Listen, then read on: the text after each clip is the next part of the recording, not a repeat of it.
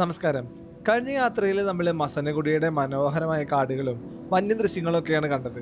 ഇപ്രാവശ്യം നമ്മളുള്ളത് കർണാടകയിലെ പ്രശസ്തമായ ബന്ദിപ്പൂർ ടൈഗർ റിസർവിൻ്റെ ഉള്ളിലാണ്. ഇവിടെ ഇന്നലെ ഒരു കാട്ടുപോത്തിനെ കടുവ വേട്ടയാടി വീഴ്ത്തിയിട്ടുണ്ടെന്ന വാർത്ത കേട്ടിട്ടാണ് ഞങ്ങൾ ഇങ്ങോട്ട് വന്നത്. ആ കില്ല് കാണാനും അതുപോലെ തന്നെ അത് കഴിക്കാൻ വരുന്ന കടുവയുടെ ചിത്രങ്ങൾ പകർത്തലാണ് കേട്ടോ ഇപ്രാവശ്യം ട്രിപ്പിന്റെ ഉദ്ദേശം. ഇപ്രാവശ്യം ബന്ദിപ്പൂർ ഫോറസ്റ്റിന്റെ ഉള്ളിലുള്ള ഗവൺമെന്റിന്റെ ജംഗിൾ ലോഡ്ജസ് എന്ന റിസോർട്ടിലാണ് കേട്ടോ നമ്മൾ റൂം ബുക്ക് ചെയ്തിരിക്കുന്നത്. ഇത്തവണ നമുക്ക് കിട്ടിയ റൂമിന്റെ പേര് സിറുത്തെ അഥവാ പുള്ളിപ്പുലി എന്നാണ് കേട്ടോ. എന്തായാലും ഈ റൂമിന്റെ ഉള്ളിൽ ഒരു അടിപൊളി പുള്ളിപ്പുലിയുടെ പടം വരച്ച് വെച്ചിട്ടുണ്ട്. 3 പേർക്ക് താമസിക്കാൻ പറ്റുന്ന നല്ല നീറ്റ് ആൻഡ് ക്ലീൻ റൂമാണ്. ഈ റിസോർട്ടിന്റെ ഉള്ളിലായിട്ട് തന്നെ ഇലക്ട്രിക് ചാർജിങ് സ്റ്റേഷനൊക്കെ ഉണ്ട്. അതുകൊണ്ട് തന്നെ EV കാറിലൊക്കെ ഇങ്ങോട്ട് വരുന്നവർക്ക് ഒട്ടും ടെൻഷൻ അടിക്കേണ്ട ആവശ്യമില്ല. ഈ സഫാരി സ്റ്റാർട്ട് ചെയ്യുന്നത് ഇവിടുത്തെ ഫോറസ്റ്റിന്റെ ടിക്കറ്റ് കൗണ്ടറിന്റെ അവിടെ നിന്നാണ്. വൈകിട്ട് 3:30 മുതൽ 6:30 വരെയാണ് കേട്ടോ സഫാരി ടൈമിങ്. സഫാരി ആരംഭിച്ച ഉടൻ തന്നെ ഞങ്ങൾക്ക് ഒരേ ഒരു ലക്ഷ്യം ഉണ്ടായിരുന്നുള്ളൂ. ഇന്നലെ കടുവ പിടിച്ച കാട്ടുപോത്തിന്റെ ജഡം അവിടെ തന്നെ ഉണ്ടോ എന്ന് ഉറപ്പുവരുത്തണം. ഇനി ആ കില്ല് കഴിക്കാനായിട്ട് ഏതെങ്കിലും കടുവകൾ വന്നിട്ടുണ്ടോ എന്ന് നോക്കണം. അവിടെ എത്തിയപ്പോൾ ആദ്യം തന്നെ ഞങ്ങൾ കണ്ടത് ഒരു കാട്ടുപോത്തിന്റെ കാല് മാത്രം സെപ്പറേറ്റ് ആയിട്ട് കിടക്കുന്നതാണ്. പെട്ടെന്ന് കാറ്റ് വീശിയപ്പോൾ സഹിക്കാൻ പറ്റാത്തൊരു ദുർഗന്ധം വന്നു. ആ കാറ്റ് വീശിയ ദിശയിലേക്ക് നോക്കിയപ്പോഴാണ് ഈ ഒരു കാഴ്ച നമ്മൾ കണ്ടത്. ഈ കാട്ടുപോത്ത് ചത്തിട്ട് 2 ദിവസമായിട്ടുള്ളൂ. അപ്പോഴേക്കും അതിന്റെ ബോഡിയൊക്കെ ഒരുമാതിരിയായി, നിറച്ച് ഈച്ചകളെ കൊണ്ട് പൊതിഞ്ഞിട്ടുണ്ട്. ഇന്നലെ ഞാൻ കണ്ട ഫോട്ടോയിലൊക്കെ കാട്ടുപോത്തിന്റെ ബോഡി നല്ല പ്രോപ്പറായിട്ട് കിടക്കണ്ടായിരുന്നു. എനിക്ക് തോന്നുന്നു ഇന്നലെ രാത്രി നമ്മുടെ കടുവ ഈ കാട്ടുപോത്തിനെ മൊത്തത്തിലൊന്ന് മറച്ചിട്ടിട്ടുണ്ട്. മൂക്ക് നന്നായിട്ട് കവർ ചെയ്യാണ്ട് ഒരിക്കലും നമുക്ക് ഇവിടെ നിൽക്കാൻ പറ്റില്ല, അത്രയ്ക്ക് ദുർഗന്ധമാണ് കേട്ടോ ഇവിടെ. എപ്പോൾ വേണമെങ്കിലും തൻ്റെ ഇരയെ കഴിക്കാനായിട്ട് ആ കടുവ നമ്മുടെ മുന്നിലേക്ക് വരുന്നുള്ള ഒരു വിശ്വാസത്തിലാണ് ഞങ്ങൾ എല്ലാവരും നിൽക്കണ്ടായിരുന്നത്. എന്നാൽ ഇത്ര അധികം നേരം ഈ ദുർഗന്ധം ഒന്നും സഹിച്ച് നമുക്കിവിടെ നിൽക്കാനും പറ്റില്ല. അത് മാത്രമല്ല, വൈകിട്ട് ഒരു 6 മണിക്ക് ശേഷമൊക്കെ ആയിരിക്കും കടുവ വരാനുള്ള സാധ്യത കൂടുതൽ. അതുകൊണ്ട് തന്നെ ഇനി സഫാരി തീരാറാകുമ്പോൾ ഇങ്ങോട്ട് വരാമെന്നുള്ള ഒരു പ്രതീക്ഷയിൽ നമ്മൾ വീണ്ടും യാത്ര തുടർന്നു.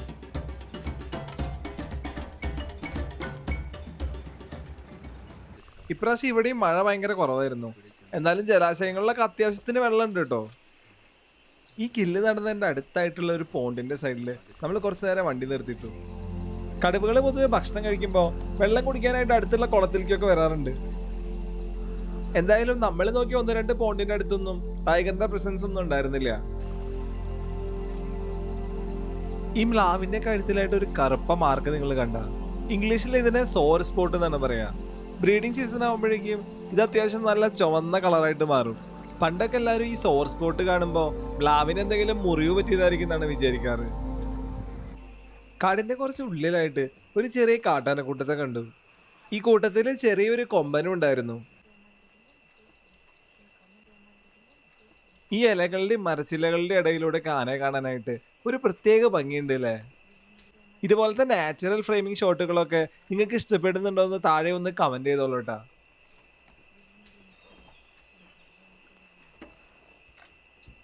പെട്ടെന്ന് ഈ ആനകളുടെ കൂട്ടത്തിലേക്ക് വലിയൊരു കൊമ്പൻ കടന്നു വരുന്ന ഒരു കാഴ്ച നമ്മൾ കണ്ടു. എന്താ കൊമ്പന്റെ ഒരു സൈസ് അല്ലേ. ഇവന്റെ വലിപ്പം കണ്ടിട്ട് ഞങ്ങൾ ശരിക്കും ഞെട്ടിപ്പോയി. കൊമ്പൻ ആനകൾ പൊതുവെ ഒറ്റയ്ക്കാണ് നടക്കാറ്.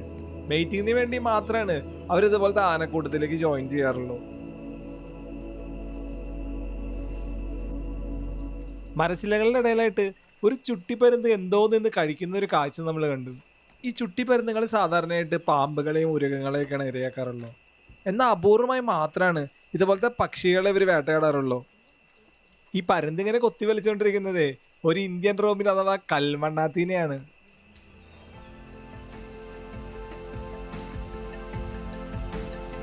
വളരെ അപൂർവമായിട്ട് മാത്രം കിട്ടുന്ന ഇതുപോലത്തെ വേട്ടയാടൽ ദൃശ്യങ്ങൾ നിങ്ങളുടെ കണ്ണിന്റെ മുന്നിലേക്ക് എത്തിക്കാൻ പറ്റുന്നുള്ള കാര്യത്തിൽ എനിക്ക് ഒരുപാട് സന്തോഷമുണ്ട്. ഈ കാഴ്ചയെക്കുറിച്ചുള്ള നിങ്ങളുടെ അഭിപ്രായങ്ങളൊക്കെ ഒന്ന് കമന്റ് ചെയ്യാൻ മറക്കണ്ട കേട്ടോ. ഏകദേശം 5 മിനിറ്റിനുള്ളിൽ തന്നെ ഈ ചെറിയ പക്ഷീനെ മൊത്തത്തിൽ അകത്താക്കിയിരുന്നു നമ്മുടെ ചുട്ടിപ്പരുന്ത്. പ്രകൃതിയുടെ അപൂർവവും ക്രൂരവുമായ ആ കാഴ്ചകൾക്ക് ശേഷം നമ്മൾ വീണ്ടും യാത്ര തുടരുകയാണ്. എല്ലാ പ്രാവശ്യം കാട്ടിൽ പോകുമ്പോഴും കാട് നമുക്കായി എന്തെങ്കിലുമൊക്കെ സർപ്രൈസ് ഒരുക്കി വെച്ചിട്ടുണ്ടാവും. ഇനി പുറകെ വരുന്ന കാഴ്ചകളാണ് ഇപ്രാവശ്യത്തെ സഫാരിയിൽ നമുക്ക് കിട്ടിയ ഒരു സർപ്രൈസ്.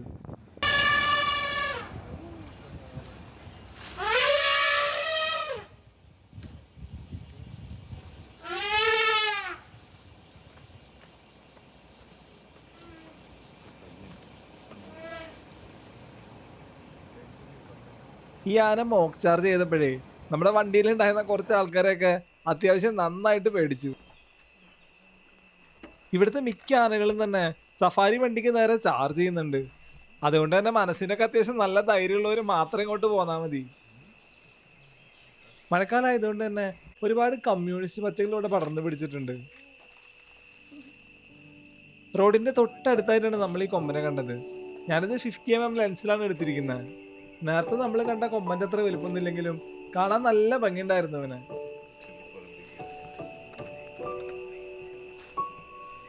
അങ്ങനെ ആനക്കാഴ്ചകളൊക്കെ പകർത്തിയതിനു ശേഷം പിന്നീട് നമുക്ക് കിട്ടിയ ഒരു കാഴ്ച എന്ന് പറയുകയാണെങ്കിൽ ഈ ഉടുമ്പിന്റെ ആയിരുന്നു.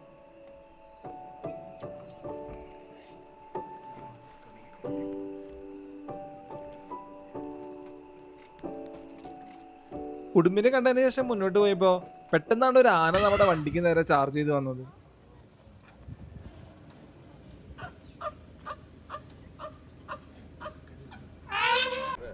ഒരുപാട് ആനകളുടെ വലിയ വലിയ കൂട്ടങ്ങളൊക്കെ നമുക്ക് ഇവിടെ കാണാൻ പറ്റും. ആനകളെ കാണാനും ഫോട്ടോ എടുക്കാനൊക്കെ താല്പര്യമുള്ളവർക്ക് ബന്ദിപ്പൂർ സഫാരി ഒരു അടിപൊളി ഓപ്ഷനാണ്. പെട്ടെന്ന് എല്ലാ ആനകളും കൂടി ഒരു സ്ഥലത്തേക്ക് ഓടിപ്പോകുന്ന ഒരു കാഴ്ച നമ്മൾ കണ്ടു.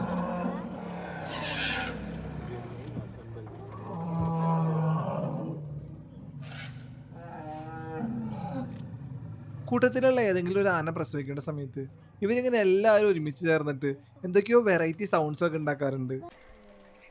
പിന്നീട് നേരത്തെ പോയ ആനകൾ എല്ലാവരും തന്നെ തിരിച്ചു വന്നു. പക്ഷെ അവിടെ എന്താ നടന്നെന്നുള്ള കാര്യത്തിൽ നമുക്കൊരു വ്യക്തത കിട്ടിയില്ല.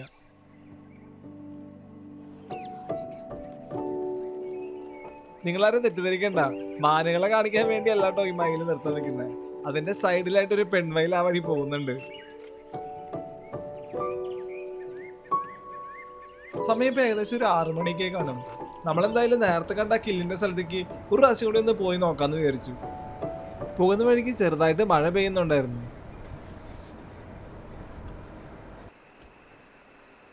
ഇത്ര നേരമായിട്ടും കടുവ ഇതുവരെ ഈ കില്ല് കഴിക്കാനായിട്ട് വന്നില്ല. മിക്കതിന്ന് രാത്രിയായിരിക്കും വരുന്നുണ്ടാവുള്ളൂ. സഫാരി കഴിഞ്ഞതിന് ശേഷം ഇവിടുത്തെ ഫോറസ്റ്റിനുള്ളിലുള്ള മെയിൻ റോഡിൽ കൂടെ ഒരു ഡ്രൈവ് പോവാന്ന് വിചാരിച്ചു.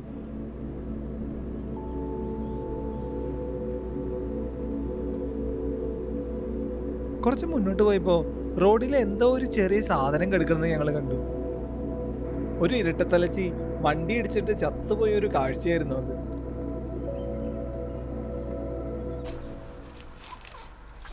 ഇവിടുത്തെ ഫോറസ്റ്റ് ഗസ്റ്റ് ഹൗസിന്റെ അവിടെ എത്തിയപ്പോഴാണ് നമ്മൾ ഈ ആനനെ കണ്ടത്.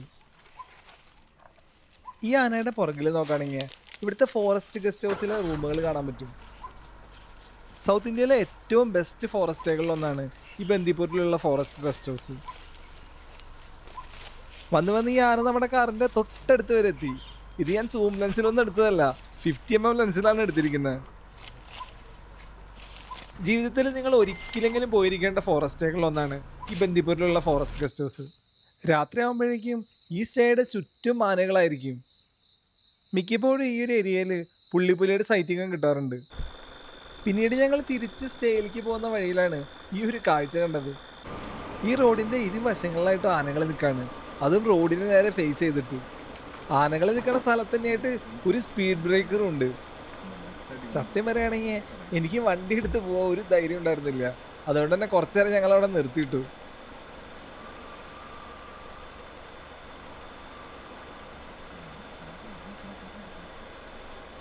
നമ്മൾ സ്വന്തം വണ്ടിയിൽ പോവുകയാണെങ്കിലേ ആനയെങ്ങാനും ചാർജ് ചെയ്തിട്ടുണ്ടെങ്കിൽ അത്യാവശ്യം നന്നായിട്ട് പേടിക്കും. സഫാരി വണ്ടി പോലെ ആയിരിക്കില്ല.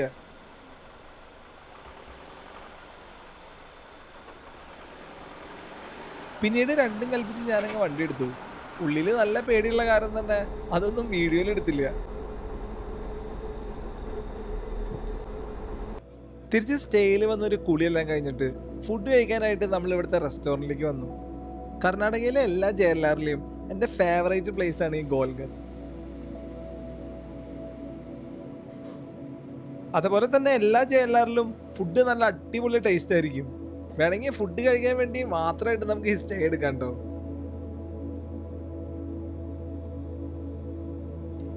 ഇവിടുത്തെ പാക്കേജിൽ തന്നെ 3 നേരത്തെ ഫുഡും ഇൻക്ലൂഡഡ് ആണ്. ജയലാറിൽ എങ്ങനെ റൂം ബുക്ക് ചെയ്യുന്നുള്ള ഡീറ്റെയിൽസ് ഒക്കെ ഞാൻ ഡിസ്ക്രിപ്ഷൻ ബോക്സിൽ കൊടുക്കാം.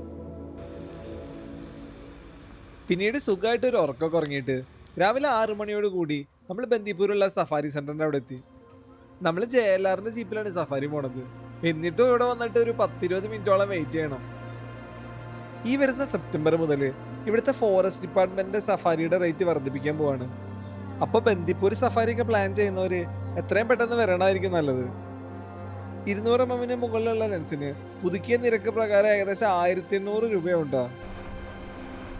അങ്ങനെ സഫാരി സെന്ററിന്റെ അവിടെ നിന്ന് ജസ്റ്റ് ഇറങ്ങിയപ്പോഴേക്കും നമുക്ക് ഫസ്റ്റ് സൈറ്റിംഗ് കിട്ടി. കടുവ പിടിച്ച കാട്ടുപോത്തിന്റെ അവിടേക്കാണ് നമ്മൾ ആദ്യം തന്നെ പോകുന്നത്.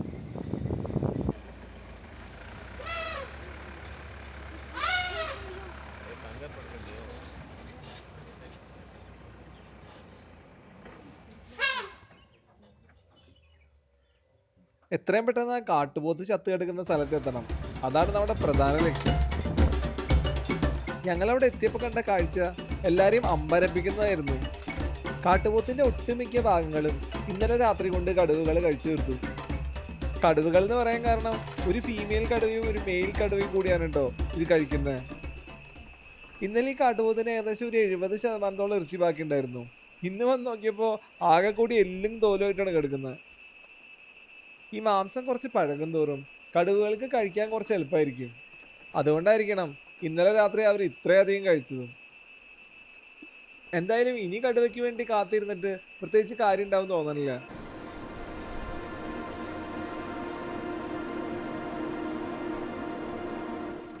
ഇതൊരു സർപ്പന്റിങ്ങളുടെ കുട്ടിയാണ്. കുറച്ചു നേരം മുമ്പ് ഇത് ഭയങ്കരമായിട്ട് സൗണ്ട് ഉണ്ടാക്കണ്ടായിരുന്നു. അങ്ങനെയാണ് ഞങ്ങൾ ഇതിനെ കണ്ടത്. പോകുന്ന വഴിക്ക് ഈ കാട്ടാനക്കൂട്ടം നമ്മുടെ വഴി തടഞ്ഞു. റോഡിന്റെ ഒത്ത നടുക്കായിട്ടാണ് അവർ നിൽക്കണ്ടായിരുന്നത്. സൂര്യപ്രകാശം നമ്മുടെ ഓപ്പോസിറ്റ് സൈഡിൽ അടിക്കുന്ന കാരണം തന്നെ അത്ര വൃത്തിയായിട്ട് വീഡിയോ എടുക്കാൻ പറ്റിയില്ല. വീണ്ടും നമുക്കൊരു റോഡ് ബ്ലോക്ക് കിട്ടി. ഇത്തവണ 2 ആൺമയിലുകളായിരുന്നു. ഞാൻ ആദ്യമായിട്ടാണ് ഒരു പെൺമയിലിനെ ആകർഷിക്കാൻ വേണ്ടി 2 ആൺമയിലുകളെ ഒരുമിച്ച് നിർത്താൻ വെക്കണമെന്ന് കാണുന്നത്. പണ്ട് സീതാ സ്വയംവരൊക്കെ നടന്ന പോലത്തെ ഒരു സെറ്റപ്പാന്ന് തോന്നുന്നുണ്ടായത്. കഴിഞ്ഞ പ്രാവശ്യം ഞാൻ പറമ്പിക്കുളത്ത് പോയപ്പോഴും മയിൽ പീരി വിരിച്ചാടുന്ന കുറെ മനോഹരമായ ഫ്രെയിമുകൾ കിട്ടിയിരുന്നു. അപ്പോൾ ആ വീഡിയോ കാണാത്തവർക്ക് വേണ്ടി ഞാൻ അതിന്റെ ലിങ്ക് ഡിസ്ക്രിപ്ഷൻ ബോക്സിൽ കൊടുക്കാം. നിങ്ങൾക്ക് ഈ വീഡിയോസൊക്കെ ഇഷ്ടപ്പെട്ടാലും ഇഷ്ടപ്പെട്ടില്ലെങ്കിലും ഒന്ന് കമന്റ് ചെയ്തോളൂ. നിങ്ങളുടെ അഭിപ്രായങ്ങളും നിർദ്ദേശങ്ങളൊക്കെ അറിഞ്ഞാൽ മാത്രമാണ് നമുക്ക് വീഡിയോ കുറച്ചും കൂടി ബെറ്റർ ആക്കാൻ പറ്റുള്ളൂ. ഇതുപോലത്തെ വൈൽഡ് ലൈഫ് കണ്ടന്റ്സ് ഒക്കെ താല്പര്യമുള്ള ആൾക്കാരാണെങ്കിൽ നിങ്ങൾ ഈ ചാനൽ ഒന്ന് സബ്സ്ക്രൈബ് ചെയ്തോളൂ കേട്ടോ. ആദ്യമായിട്ടാണ് ഇത്രയും അടുത്തൊരു കിന്നരി പരുന്തിനെ കാണുന്നത്. ഇത് ഞാൻ ലെൻസ് സൂം ചെയ്യാണ്ട് പറഞ്ഞിട്ട് എടുത്തിരിക്കുന്നത്. ഇനി ഞാൻ ലെൻസ് ഫുള്ള് സൂം ചെയ്തിട്ട് കാണിച്ചു തരാം. ലെൻസ് ആ കിന്നരി പരുന്തിന്റെ കണ്ണിലേക്ക് ഫോക്കസ് ചെയ്യുമ്പോഴേ നമ്മൾ കാണുന്നത് കാട്ടിലെ ഏറ്റവും മൂർച്ചയേറിയ ഒരു വേട്ടക്കാരൻ്റെ നോട്ടമാണ് കേട്ടോ. മനുഷ്യരെക്കാൾ 8 ഇരട്ടി കാഴ്ചശക്തി ഉണ്ട് ഇവർക്ക്. ഏകദേശം 1 കിലോമീറ്ററിനുള്ളിലുള്ളത് എല്ലാവർക്കും കാണാൻ പറ്റും. ഈ ഒരു ട്രിപ്പിൽ ഏകദേശം 100ഓളം ആനകൾ നമ്മൾ കണ്ടിട്ടുണ്ടാവും. എവിടെ തിരിഞ്ഞാൽ ആനകളായിരുന്നു. പറഞ്ഞാൽ നിങ്ങൾക്ക് വിശ്വസിക്കാൻ പറ്റില്ല. മാനുകളെയൊക്കെ കൂടുതൽ നമ്മൾ ഈ സഫാരിയിലെ ആനകളെയാണ് കണ്ടിരിക്കുന്നത്. എന്നാൽ ആനകളെ കാണാൻ വേണ്ടി മാത്രമാണെങ്കിൽ ഇവിടെ സഫാരി എടുക്കേണ്ട ആവശ്യമില്ല. രാവിലെയും വൈകിട്ടൊക്കെ റോഡിന്റെ സൈഡിലായിട്ട് ഇഷ്ടം പോലെ ആനകൾ നിൽക്കുന്നുണ്ടാവും. ഇതൊന്ന് നിങ്ങൾ നോക്കിയേ. ഞങ്ങൾ ആനകളുടെ വീഡിയോ എടുക്കാൻ വേണ്ടി വണ്ടി നിർത്തിയതാണ്. അപ്പോൾ പുറകിലായിട്ട് നിൽക്കുന്ന ഒരു ആന. ആനകളില്ലാത്ത ഒരു ഫ്രെയിമും നിങ്ങൾക്ക് ഇവിടെ നിന്ന് കിട്ടുമെന്ന് തോന്നണില്ല. ഞാൻ എൻ്റെ ജീവിതത്തിൽ ആദ്യമായിട്ടാണ് ഇത്രയധികം ആനകൾ ഒരു സഫാരിയിൽ കാണുന്നത്. ഒരു ആന തൊട്ട് പുറകിലുണ്ടായിട്ടും ഈ മാനുകൾക്കൊന്നും ഒരു പേടിയില്ല. കൂളായിട്ടാണ് ഇവർ പുലർന്നുകൊണ്ടിരിക്കുന്നത്. കാട്ടിലെ സഹവർത്തിത്വം നമുക്ക് മനസ്സിലാക്കി തരാൻ ഉതകുന്ന ഒരു മനോഹരമായ ഫ്രെയിം തന്നെയായിരുന്നു ഇത്. കാട്ടുവേലിത്തത്ത എന്നാണ് ഈ പക്ഷിയുടെ പേര്. സാധാരണ വേലിത്തത്തകളെ അപേക്ഷിച്ച് വലിപ്പം കുറച്ച് കൂടുതലാണ് ഇവർക്ക്. താടിയിൽ നീല നിറത്തിലുള്ള തൂവലുകളുള്ളതുകൊണ്ട് തന്നെ ബ്ലൂ ബിയേഡ് ബിയേറ്റർ എന്നാണ് ഇവർ ഇംഗ്ലീഷിൽ അറിയപ്പെടുന്നത്. ഈ സഫാരിയിൽ ആദ്യമായിട്ടാണ് ജീവനുള്ള ഒരു കാട്ടുപോത്തിനെ കണ്ടത്. നമ്മൾ നേരത്തെ കണ്ട ആ കാട്ടുപോത്തിന്റെ കില്ലില്ലേ, ഒരുപക്ഷെ ആ കാട്ടുപോത്ത് ഏതെങ്കിലും അസുഖം വന്നിട്ട് ചത്തതാവാനും സാധ്യതയുണ്ട്. ഇവിടുത്തെ ഫോറസ്റ്റുകാർ ആദ്യമായിട്ട് ആ കാട്ടുപോത്തിന്റെ ജഡം കണ്ട സമയത്ത് കടുവ പിടിച്ച പാടുകളൊന്നും അങ്ങനെ കണ്ടിട്ടുണ്ടായിരുന്നില്ല. ഈ ഉടുമ്പിന് ഈ പാറയ്ക്ക് ഏകദേശം ഒരേ കളർ തന്നെയാണ്. അതുകൊണ്ട് തന്നെ ഒറ്റ നോട്ടത്തിൽ അവിടെ ഒരു ഉടുമ്പിരിക്കുന്ന കാര്യം നമുക്ക് മനസ്സിലാവേ ഇല്ല. നമ്മുടെ പെരിയാറൊക്കെ പോലെ തന്നെ ഇവിടേക്ക് ഒരുപാട് വിദേശ ടൂറിസ്റ്റുകൾ വരാറുണ്ട്. ഇവരെ സംബന്ധിച്ചിടത്തോളം ഈ ആനകളെ കാണുന്നത് വലിയൊരു കാര്യം തന്നെയാണ്.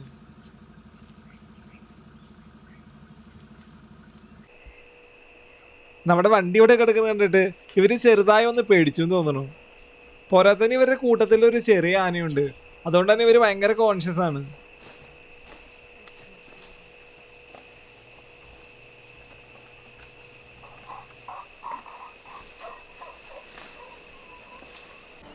ദേ ഒരു മയിലും ഒരു കാട്ടുമുയലും ഒരേ ഫ്രെയിമില്. സാധാരണ ഈ കാട്ടുമുയലുകൾ രാത്രിയാണ് ആക്റ്റീവ് ആവാറ്. പകൽ വെളിച്ചത്തിൽ ഞാൻ ആദ്യമായിട്ട് കണ്ടിട്ട് ഒരു കാട്ടുമുയലിനെ കാണുന്നത്. ഇവരെ കാണാൻ ഏകദേശം നമ്മുടെ നാട്ടിലുള്ള മുയലുകളെ പോലെയൊക്കെ തന്നെയാണ്. കടുവകളെയൊക്കെ പോലെ എപ്പോഴും സിംഗിൾ ആയിട്ട് നടക്കാനാണ് ഈ കാട്ടുമുയലുകൾക്ക് ഇഷ്ടം. പോകുന്ന വഴിക്ക് ഒരു സഫാരി ബസ് നിർത്തിയിട്ടിരിക്കുന്നത് കണ്ടു. എന്തായിരിക്കില്ല അവർ കണ്ടത്? നിങ്ങൾ ആ മരച്ചില്ലയിലേക്ക് ഒന്ന് നോക്കിയേ. മരച്ചില്ലകൾക്കിടയിൽ വളരെ ശാന്തനായി എന്നാൽ അതീവ ജാഗ്രതയോടെ ഒരു പുള്ളിപ്പുലി ഇരിപ്പുണ്ട്. ഈ സഫാരിയിലെ തന്നെ ഏറ്റവും ഉദ്യോഗജനകമായ നിമിഷമായിരുന്നു കേട്ടോ ഇത്.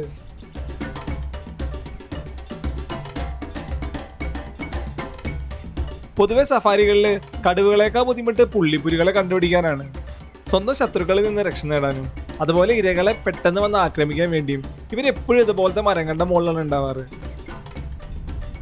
ഞാൻ നേരത്തെ പറഞ്ഞ ഫോറസ്റ്റ് ഗസ്റ്റ് ഹൗസ് ഇല്ലേ, ആ ഒരു ഏരിയയിൽ തന്നെയാണ് നമ്മൾ ഈ പുലിനെ കണ്ടത്. ഈ മരത്തിന്റെ വലതുവശത്തായിട്ട് കുറച്ച് മാനങ്ങൾ നിൽക്കുന്നുണ്ടായിരുന്നു.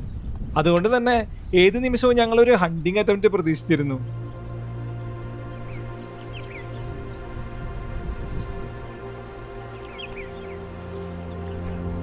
ഈ മരത്തിൽ പുലിയുള്ള കാര്യമൊന്നും മാനുകളൊന്നും പൊതുവെ അങ്ങനെ അറിയാറില്ല. അതുകൊണ്ട് തന്നെ ഇവരാരും തന്നെ ഒട്ടും അലർട്ടല്ല. എനിക്ക് തോന്നുന്നു ലങ്കൂറുകൾ ഉണ്ടെങ്കിൽ ഒരുപക്ഷെ വാണിംഗോള് തന്നെ. ഈ മാനുകൾ നിൽക്കുന്നുണ്ടായിരുന്ന അല്പം ദൂരെ ആയതുകൊണ്ട് തന്നെ ഒരൊറ്റ ഫ്രെയിമിൽ പുള്ളിപ്പുലിനെയും മാനുകളും ഉൾപ്പെടുത്താൻ എനിക്ക് പറ്റിയില്ല.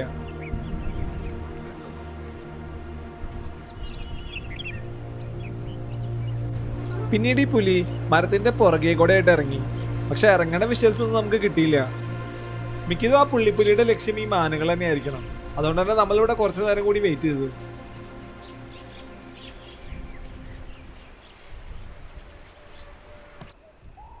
ഏകദേശം ഒരു 3/4 മണിക്കൂറോളം വെയിറ്റ് ചെയ്തിട്ടും പുള്ളിപ്പുലി ആ ഭാഗത്തേക്കൊന്നും വന്നില്ല. അതുകൊണ്ട് തന്നെ നമ്മൾ വീണ്ടും യാത്ര തുടർന്നു.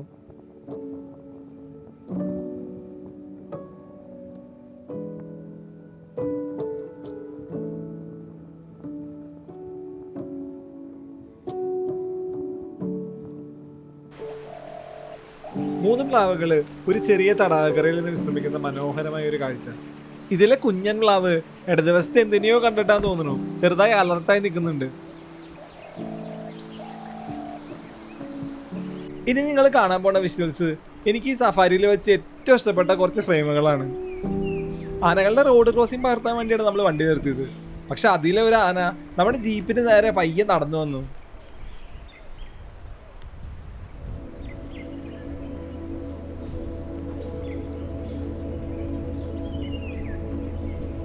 ഇനി എന്തുകൊണ്ടാണ് ഈ ഫ്രെയിമുകളൊക്കെ എനിക്ക് ഒരുപാട് ഇഷ്ടപ്പെട്ടതെന്നുള്ളതിൻ്റെ കാരണം ഞാൻ പറയാം. കാട് മൊത്തം പച്ചപ്പിൽ ഇങ്ങനെ പുതച്ച് നിൽക്കായിരുന്നു. പോരാത്തതിന് നല്ല മഴക്കാരുള്ള കാരണം ലൈറ്റിങ്ങും പെർഫെക്റ്റ് ആയിരുന്നു. വൈൽഡ് ലൈഫ് ഫോട്ടോഗ്രാഫർമാരെ സംബന്ധിച്ചിടത്തോളം ഇതുപോലത്തെ ഫ്രെയിമുകളെല്ലാം ഡ്രീം ഫ്രെയിമുകളായിരിക്കും.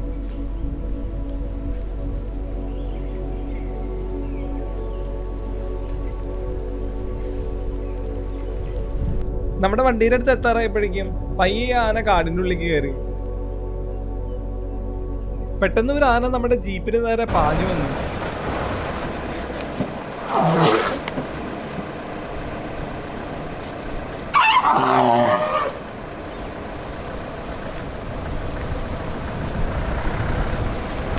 കാടിൻ്റെ ഉള്ളിൽ നിന്ന് ആനകൾ ഇങ്ങനെ വരി വരിയായിട്ട് വരുന്ന ഒരു കാഴ്ച എന്തൊരു ഭംഗിയല്ലേ.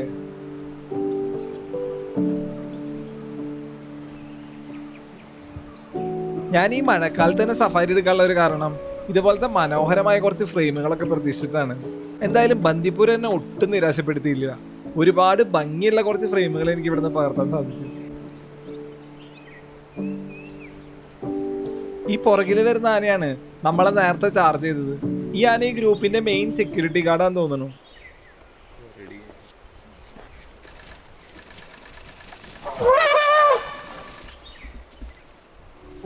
ഇത് ഞങ്ങളുടെ ഏരിയ ആണ്, ഈ ഭാഗത്തേക്ക് നിങ്ങൾ ആരും കടക്കണ്ട എന്നുള്ളതാണ് കേട്ടോ ഈ മോക്ക് ചാർജിന്റെ അർത്ഥം.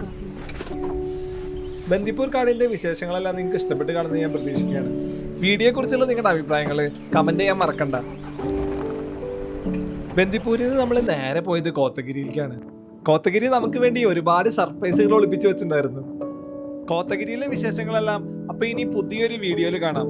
അപ്പൊ അതുവരേക്കും എല്ലാവർക്കും ബൈ ബൈ.